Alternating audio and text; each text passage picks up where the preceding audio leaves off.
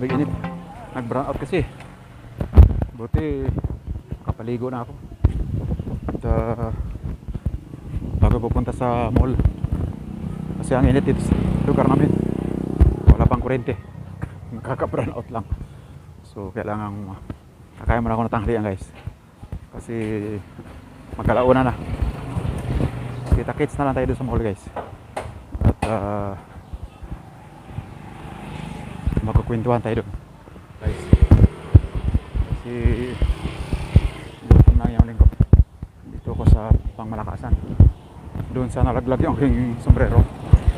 Baka may isda doon. Sino pa ang isda? Saka siyempre halo-halo. Dito ako kumain doon eh. Nalaglag yung aking sombrero sa kinain kong taksiw. Try natin. Dito po kain. Ito, gulay, kalabasa, mahal walang gulay, tsaka kanin. Pero ako dito, kaya madilim. Kain tayo guys, kasi brown out.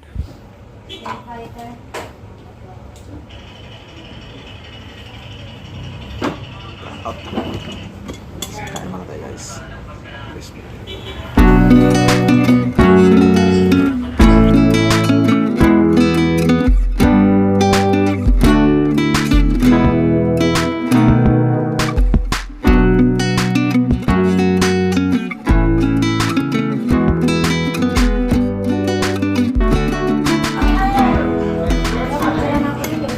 Unsa yung market?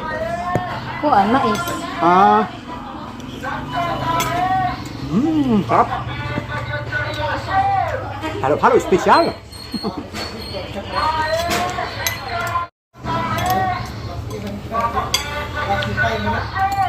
Sarap ang halo pag itong mainit.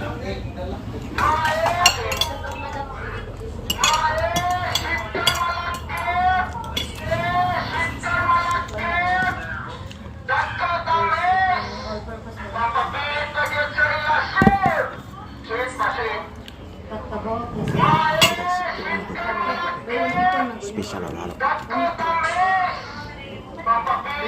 Topping sa Philippine French.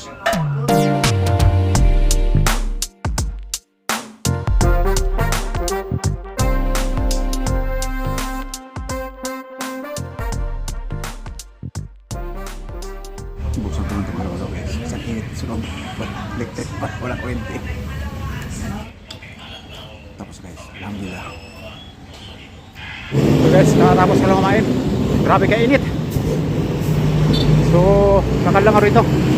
Pupunta ako ng SM City. Kasi doon lang ang malapit dito na may aircon. See you! Dito lang ako guys, maghintay rin ako na mag-go. Kasi tatawid ako sa bila. Yung lugar para sa amin ang ang brown out. Kala ko sa amin lang kalye. Siguro may inayos sa kuryente. Kaya walang choice, pupunta ka talaga sa mall para doon magpalamig. Mas malapit ako dito sa SM City. So dito lang ako magpalamig guys sa SM City Mall. Para ma-enjoy natin ang lamig. Kasi sa bahay napakainit. Parang tulo pawis. Sakay na ako ng jeep at panoorin nyo lang ang dugtong nito guys sa main channel ko. Thank you sa panood guys.